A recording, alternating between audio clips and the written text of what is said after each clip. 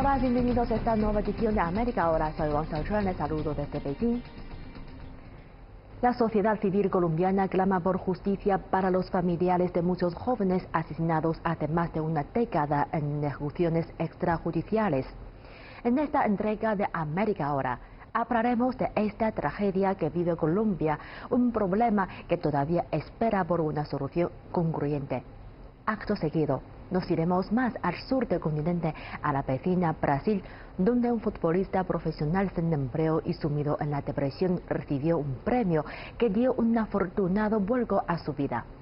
Quédense con nosotros, esto es América Ahora. La sociedad civil colombiana clama por justicia para familiares de jóvenes asesinados hace más de una década en ejecuciones extrajudiciales. Desempleado como futbolista y sumido en la depresión, Wendell Lira recibió un premio Puskás que cambió su vida. Grabados con nitidez en la memoria de los colombianos quedaron los últimos años, un periodo colmado de desafíos en los esfuerzos de muchos por construir una paz duradera en el país. Líderes sociales asesinados, grupos insurgentes armados que continúan operando, mientras un escándalo en el seno del ejército, inmerso igualmente en este prolongado conflicto, ha generado temores de que se repitan sórdidos sucesos de un pasado reciente. Y que ellos no saben absolutamente. Aide Josefa Vega solía comprar diariamente a su hijo Pedro, de 31 años, una bandeja de fritanga en un kiosco que colindaba con las calles en las que él pernoctaba. Durante los últimos 15 años de su vida, la adicción a las drogas había llevado al joven a dormir en las aceras de Tunja, capital de Boyacá. Claro, era mi hijo y yo por más que peleara con él, porque hasta hice restringir el ingreso aquí a la casa de él por sus andanzas y sus drogas y todo, pero con todo eso yo iba por allá donde él estaba y me enteraba por sus amigos y nunca lo dejé. Es por ello que cuando le fue imposible dar con el paradero de Pedro después del 10 de febrero de 2007 para cumplir con el ritual de una década, Aide sospechó que algo andaba mal. Lo buscó por los lugares que su hijo frecuentaba hasta que uno de los amigos le dio una pista. Dijo, ay, doña Aide, yo le dije que a ese man que no se fuera. Se fue con unos tipos por hacer un negocio. Le dije, ¿cómo así? O sea, él fue el que me dio la primera pista. Las desapariciones y los secuestros en Colombia han estado a la orden del día como consecuencia del prolongado conflicto armado que ha azotado al país. La familia Vega, sin embargo, no había vivido en carne propia esta realidad. Y yo no tenía ni idea de nada de eso, yo vine a conocer, todo eso fue después de la muerte de mi hijo. Se convierte en movimiento guerrillero. Esta nación sudamericana ha transitado por 5 décadas de violencia ininterrumpida. Grupos guerrilleros de izquierda, paramilitares de derecha y el ejército colombiano se han visto envueltos en una guerra interminable. Ningún bando ha sido inmune al rastro de muerte de este conflicto armado. Según el Centro Nacional de Memoria Histórica de Colombia, entre 1958 y 2018 murieron 215.000 civiles asesinados y más de 46.000 combatientes. Y mientras el gobierno pavimentaba el camino hacia la tan ansiada estabilidad nacional, se escribía un nuevo capítulo lúgubre en la historia de Colombia, el escándalo de los falsos positivos. Lo que sucedió es que en el 2008 Colombia conoció que las fuerzas militares se dedicaron a reclutar jóvenes en barrios populares, jóvenes desempleados, que con la promesa de un empleo fueron llevados a zonas distantes de donde fueron reclutados e inmediatamente ejecutados, asesinados y presentados ante la opinión pública como muertos en combate, guerrilleros muertos en combate, para presentar resultados positivos de la lucha de las fuerzas militares contra la insurgencia en Colombia. Estos asesinatos han sido considerados una de las más atroces violaciones de los derechos humanos en la historia de Colombia. Alfonso Castillo, portavoz del Movimiento Nacional de Víctimas de Crímenes de Estado, explica que, si bien se ha despedido a decenas de altos oficiales, la justicia aún no ha caído con todo su peso sobre los culpables. Esos juicios finalmente en unos pocos casos lograron tener condenas efectivas a quienes ordenaron la política. La mayoría de las veces han sido condenados solamente los militares de más baja gradación. La mayoría de los organismos que investiga estas ejecuciones extrajudiciales en Colombia, incluida la Fiscalía General de la Nación, afirma que uno de los periodos más críticos coincidió con la presidencia de Álvaro Uribe. De 2002 a 2010, Uribe lideró una fuerte ofensiva militar contra los insurgentes, conocida como la Política de Seguridad Democrática. Castillo afirma que décadas de conflicto armado conducen inevitablemente a una mentalidad belicista. Para una sociedad aterrorizada y un ejército presto a ganar a toda costa, aumentar la cifra de guerrilleros o delincuentes muertos suponía una aparente sensación de seguridad. El país ha sido educado bajo la política del miedo y ha habido gobernantes y también algunos medios de comunicación se han dedicado a construir un gran monstruo, una gran amenaza, la cual hay que enfrentarla con una fortaleza militar. Y construido ese miedo, pues el resultado concreto en la ciudadanía es que ese gran monstruo, ese miedo, solamente se derrota con una acción fuerte de las fuerzas militares, y por eso la sensación que tú mencionas de que si hay muertos son bienvenidos, porque es derrotando ese gran monstruo. Soldados y policías de mi patria, el éxito es de ustedes, de su sacrificio. Aide Vega nunca imaginó que su hijo podría ser considerado parte de ese monstruo que amenazaba la tranquilidad ciudadana. El 30 de julio de 2007, 5 meses después de ser visto por última vez, se encontró el cadáver de Pedro. A su madre le dijeron que, si quería respuestas, debía presentarse en el cuartel militar local. Dijo: ay, su merced, pues lamento decirle que él fue dado de baja en combate. Le dije: ¿cómo así? Dijo: sí, él era del Frente 38 de la FARC. Le dije: no, señor, mi hijo era una persona ya enferma, drogadita. Él ya, sí, y digamos, en estos momentos, me acuerdo, él era delgadito, ya el de la droga lo tenía demacrado, viejito.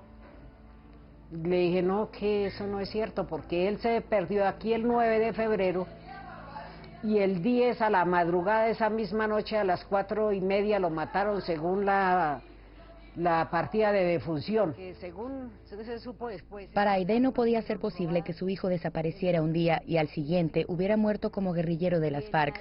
Sospechando que se le escondía la verdad, comenzó una larga pesquisa para hallar a los auténticos responsables. Y mi hija me había dicho: mamá, eso también de pronto fue el ejército. ¿Pero por qué o qué? Hasta después ya me enteré de que les pagaban, les daban prebenda, los ascendían. Bueno, todo eso lo aprendí después. Le tomó 10 años e incontables angustias, pero finalmente se reconoció oficialmente que Pedro fue víctima de una ejecución extrajudicial perpetrada por soldados del ejército colombiano para aumentar las cifras de bajas insurgentes. El número exacto de víctimas es incierto. Según la Fiscalía de Colombia, el ejército cometió 2.248 asesinatos de esta índole entre 1998 y 2014, la mayoría contra hombres de entre 18 y 30 años, algunos con discapacidades mentales y físicas o drogadictos y personas sin hogar. Varias organizaciones no gubernamentales estiman que la cifra total podría ascender a 10.000 casos. Presidente.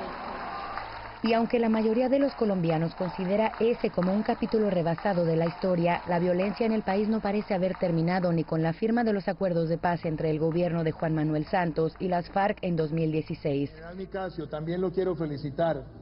En mayo de 2019 se impartieron en el Ejército de Colombia nuevas órdenes de duplicar los ataques a rebeldes y criminales. Más alarmante fue la instrucción que se dio a los oficiales de no exigir la perfección al ejecutar las operaciones, incluso ante dudas razonables sobre los objetivos que se tomaban como blanco. La noticia generó una ola de críticas de organizaciones de derechos humanos que advirtieron que este tipo de estrategias para producir resultados eran idénticas a las que provocaron el escándalo de los falsos positivos una década antes. Y ratifica el mensaje de nuestro gobierno. Nosotros vamos a derrotar a estas estructuras y las vamos a perseguir. Paralelamente se desencadenó un debate nacional cuestionando la participación del entonces jefe del ejército, Nicasio Martínez, nombrado por el presidente Duque en diciembre de 2018. La organización internacional no gubernamental Human Rights Watch encontró evidencias que vinculaban a 8 comandantes de las Fuerzas Armadas, incluido Martínez, con asesinatos de falsos positivos y otros abusos. En respuesta a las polémicas, Martínez defendió su inocencia, esgrimiendo que no había investigaciones en curso y mostrando su disposición a responder a cualquier pregunta de las autoridades. Para las familias de las víctimas de falsos positivos, el hecho de que existan probados nexos entre los actuales oficiales del ejército y las ejecuciones extrajudiciales es motivo de lógica preocupación.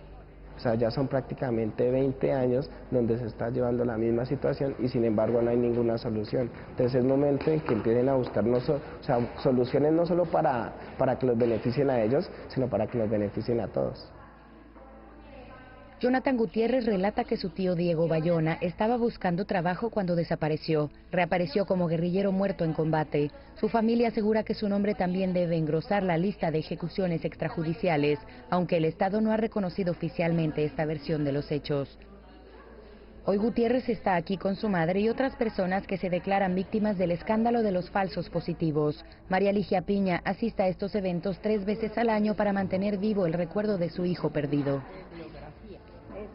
Venimos a aprender, a compartir casi siempre las mismas experiencias con los compañeros y entre todos nos damos moral, nos damos fortaleza, porque todos estamos como por los mismos casos. El padre de Anabel Cudres Duarte fue asesinado junto con otros 15 hombres, presuntamente todos falsos positivos. El hecho de haber perdido a mi papá fue algo muy doloroso, algo que nunca se va a poder superar. Así uno tenga las cosas, es un ser que siempre va a estar presente en mi corazón. Un ser que era lleno de amor, que era alguien sano, alguien que no tenía que morir. Para Duarte, alcanzar la paz en este país nunca será posible mientras la verdad sobre estas atrocidades permanezca oculta. Y queremos paz o queremos que las cosas mejoren, pero esta forma, este sistema como se están organizando las cosas, no nos va a dar buenos resultados. Vamos a seguir siendo víctimas. Un político colombiano se ha destacado entre quienes exigen la celebración de un diálogo más abarcador sobre la doctrina militar de Colombia. El 5 de junio de 2019, el ex candidato presidencial y senador Gustavo Petro intervino en un debate sobre las ejecuciones extrajudiciales. Ante las cámaras de la televisión nacional, presentó una tesis en la que aseveró que el problema de fondo radica en el entrenamiento del ejército. Que la preparación misma de los soldados es una preparación tal que los lleva a convertirse en posibles asesinos y torturadores. Y de ahí la facilidad como una resolución política civil puede llevar hacia la construcción de un crimen de guerra como los falsos positivos y a una situación de crisis para una entidad institucional como el Ejército de Colombia cuando empieza a ser cuestionado incluso por tribunales institucionales de justicia, internacionales de justicia.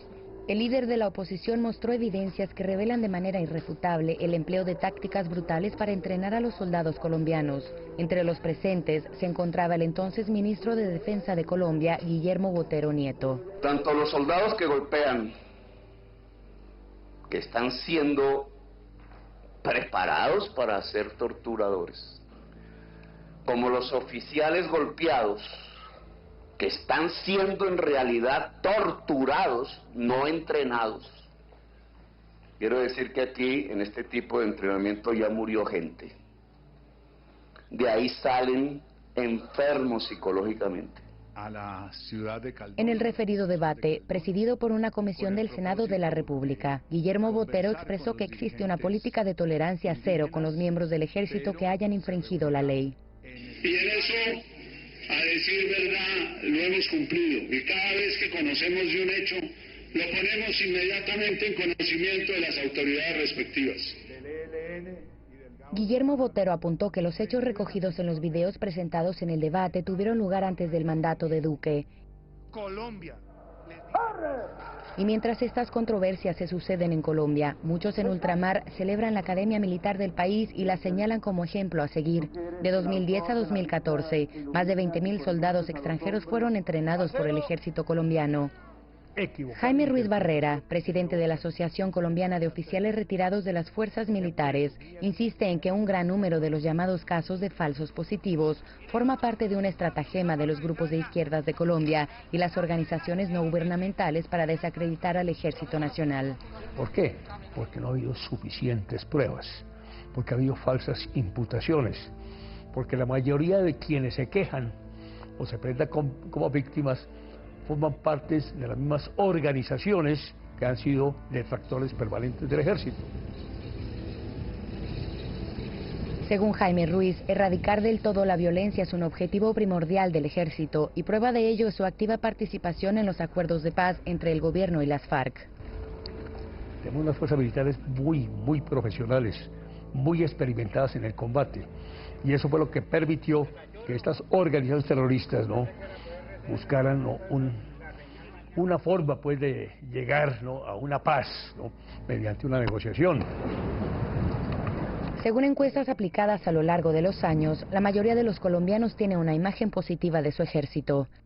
Varios sondeos de la firma estadounidense Gallup, llevados a cabo desde 2017, muestran que, como promedio, 75 de cada 100 colombianos aprueban a sus militares, un índice de aprobación frecuentemente superior al del Congreso, el presidente, la ONU e incluso la Iglesia Católica. Que crean en sus fuerzas militares, que crean en el Estado de Colombia, que crean en el Estado de Derecho, que crean en sus instituciones democráticas, que nosotros como militares somos los garantes de que eso se mantenga y se preserve, y que quienes están dentro del fuego cruzado pues tratará, como lo ha hecho siempre la fuerza pública, de evitar que eso ocurra, porque están es para proteger a la población civil. Pero para quienes viven en medio del fuego cruzado, la incesante violencia es motivo de desvelo. Con la rúbrica de los acuerdos de paz entre las FARC y el gobierno, las muertes de civiles no han cesado. De acuerdo con expertos del Instituto de Estudios para el Desarrollo y la Paz, con sede en Bogotá, varios activistas de derechos humanos y líderes comunitarios han sido asesinados en los últimos 3 años.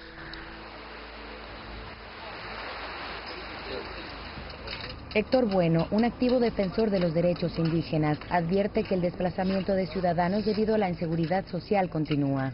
Porque es que no se mata solamente cuando se le pega unos tiros y se le quita la vida a la persona. Para los pueblos indígenas se matan las culturas que se llama genocidio, cuando se sacan de su territorio donde están los sitios sagrados. En Bogotá, artistas y activistas se unen en un llamado de conciencia contra la violencia. Los escándalos en el ejército, declaran, solo hacen aumentar más su desconfianza hacia las Fuerzas Armadas del gobierno.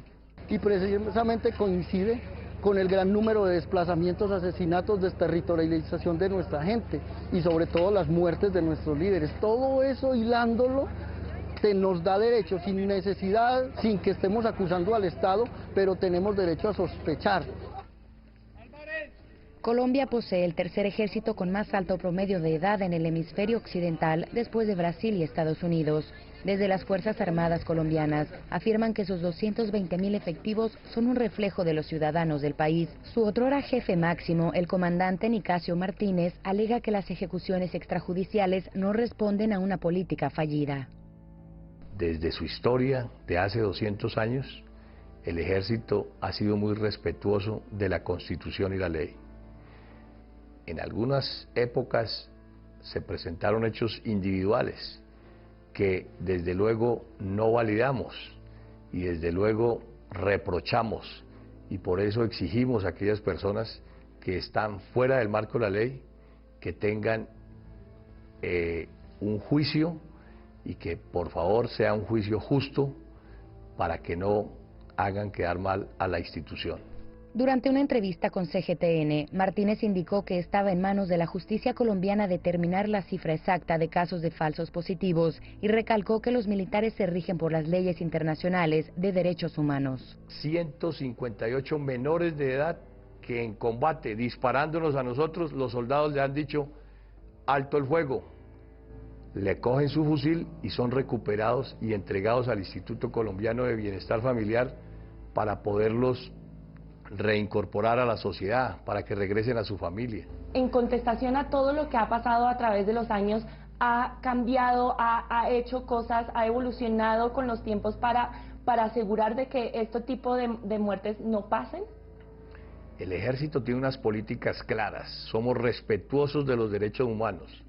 El centro de gravedad del ejército es la legitimidad, tenemos que ser legítimos dentro del marco de la ley.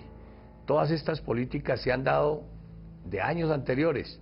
Nosotros lo que hicimos cuando yo recibí el comando del ejército fue actualizarlas a la luz de los acuerdos internacionales, a la luz de la nueva normativa, de la nueva jurisprudencia.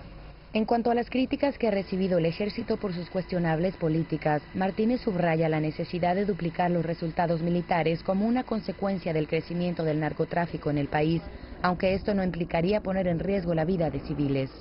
Nosotros le dimos órdenes a unos profesionales en ciencias militares, a unos generales que llevan 30 años de servicio, a unos coroneles que llevan 28 años de servicio. Como estudiosos de las ciencias militares, conocen y saben cómo se debe actuar. Quienes malinterpretaron fue otras personas, otros medios, con otras intenciones. Desconozco cuáles eran las intenciones, cuáles eran los propósitos. En mayo de 2019, el presidente Iván Duque anunció que designaría una comisión independiente para revisar las instrucciones operativas emitidas por los militares. Quienes ya presentaron el primer informe, y lo que ellos nos dicen es que todos los lineamientos, que todas las políticas, que todos los manuales y reglamentos están alineados con la Constitución y la ley. Estamos siempre con el respeto absoluto por los derechos humanos. Hay algunas observaciones que nos hicieron para mejorar de forma, cómo tenemos que evaluar, revisar algunos eventos, tener algunas lecciones aprendidas de hechos que se han presentado, positivos o negativos, que seguramente en la innovación de la doctrina serán tenidos en cuenta. Y mientras prosigue la batalla entre los narcotraficantes, los grupos insurgentes armados y el ejército, los testigos de más de medio siglo de conflicto y, en general, los ciudadanos de Colombia exigen la paz. En junio de 2019, la artista colombiana Doris Salcedo dirigió una instalación de arte llamada Quebrantos, un silencioso grito de lamento por la muerte de líderes de la sociedad civil colombiana. La idea es que el vidrio, al igual que la vida, es frágil y una vez se rompe no se puede remendar, no lo puedes restaurar, porque si logramos romper el silencio, al romper vidrio estamos rompiendo el silencio, logramos romper el silencio alrededor de estas muertes desgarradoras, de pronto lograremos que paren. Ha transcurrido una década desde la muerte de Pedro, 10 largos años en los que Aide Vega ha visitado las cenizas de su hijo cada 15 días, sin ausentarse una vez. Ocurre a esta madre colombiana lo mismo que a decenas de miles de familias víctimas de este conflicto armado. Enterrando los restos de un ser querido, no se sepulta también el lacerante dolor que provocó su pérdida. Ese, para pesar de muchos, se arrastra como pesada cadena por siempre. En 2015, Wendel Lira era un futbolista profesional sin empleo, recién despedido de un club de cuarta división de Brasil. Fue entonces que su vida dio un giro insospechado gracias a un espectacular golazo que marcó justo antes de vestir la camiseta de Goianesia por última vez.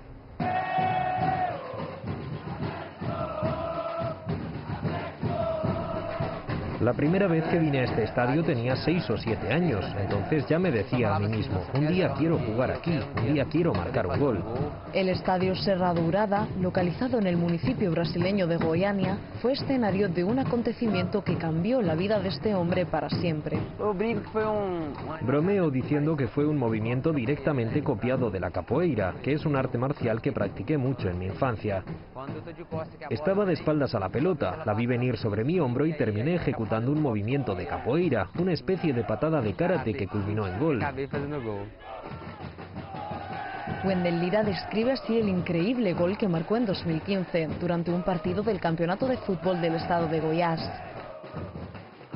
Aí o Nonato insistiu, deu certo, vem ali o Goianésia, a bola para ele, a tabelinha na entrada da mata, olha ali, lindo lance, golaço!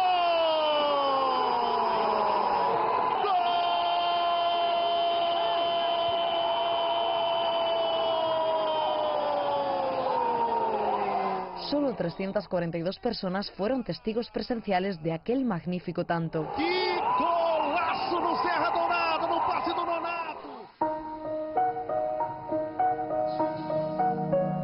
La euforia de Wendell, sin embargo, fue efímera. A los pocos días de aquel golazo, el Goianesia, su equipo de entonces, lo dejó fuera de la plantilla. Después de aquel gol estuve desempleado durante 6 meses, simplemente esperando en casa. Sin trabajo y a la expectativa en casa, Wendell Lira cayó en un estado de depresión. Llegué a mi límite como persona, como ser humano. Me encontraba en un momento realmente difícil. Ni siquiera podía permitirme comprar leche para mi hija. Estando así no sabes a quién más rezarle. Realmente intenté suicidarme, pero gracias a Dios que no hice algo tan estúpido. Después de todo recuperé la calma porque aquel día llegué a casa realmente conmocionado.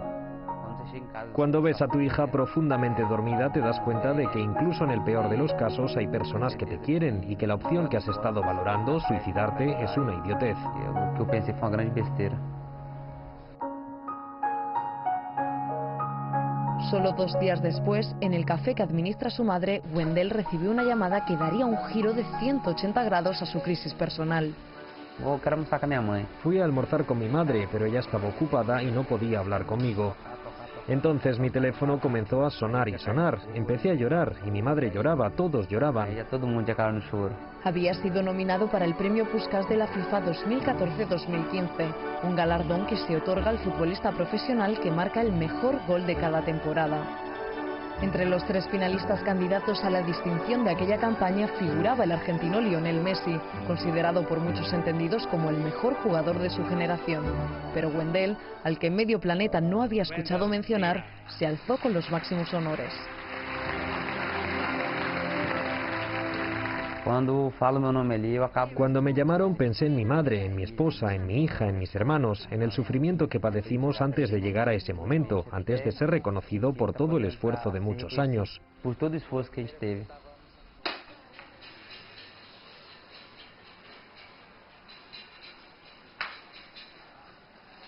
Eu nem olho ele muitas vezes, né? Ele fica mais guardado na caixa porque... No miro muy a menudo el premio, casi siempre está en su caja. Es algo simbólico, una victoria que conseguí en mi vida, que ha estado llena de tiempos difíciles. Cada vez que lo miro, para mí representa un triunfo y un nuevo comienzo. De verdad, cuando lo miro no puedo creerlo. Todo lo que sucedió fue realmente mágico. Até hoje nunca ficha, eu olho, às vezes não acredito, porque foi muito mágico tudo que aconteceu. A los pocos meses de ganar el premio Puskás, Wendell tuvo que renunciar definitivamente a su carrera como futbolista profesional. Una grave lesión le obligó a colgar los botines con tan solo 27 años.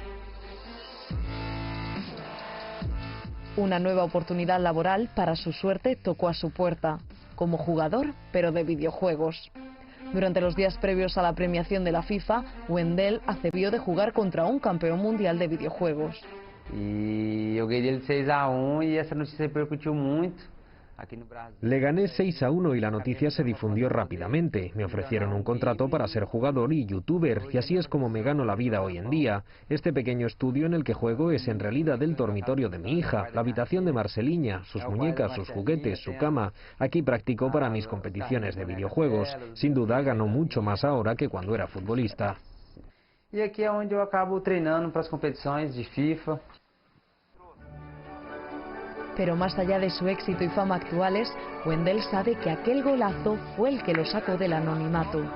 Aquel niño que un día gritaba emocionado en las gradas, al día siguiente estaba sobre el césped marcando un gol. Y ahora su nombre estará asociado para siempre en la historia del fútbol con este estadio Serra Dourada. Essa bola chegar na linha do fundo, para isso que o Atlético tem cogido. Ele não mata, insistiu, deu certo, vem ali o Goianese, a bola para ele, a tabelinha na entrada da mata, olha ali, lindo lance, golaço! Um golaço! Gol!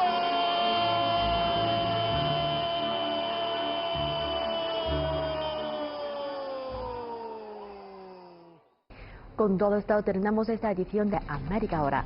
Gracias por sintonizarnos durante esta media hora. Soy Wang Xiaoshan, Beijing. Nos vemos en la próxima edición.